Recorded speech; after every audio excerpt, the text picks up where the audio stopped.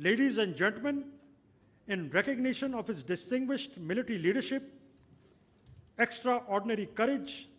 and unyielding commitment in safeguarding the sovereignty, territorial integrity, and strategic interests of Pakistan during one of the most critical periods in recent history, on the direction of the Honorable Prime Minister, Mr. Mohammad Shehbaz Sharif, and with the approval of the Federal Cabinet, General Syed Aasim Munir, Nishan-e-Imtiaz Military, is elevated to the rank of Field Marshal. I now request the President of the Islamic Republic of Pakistan and the Prime Minister to kindly proceed with the investiture and confer the baton of Field Marshal upon Field Marshal Syed Aasim Munir, Nishan-e-Imtiaz Military Chief of the Army Staff.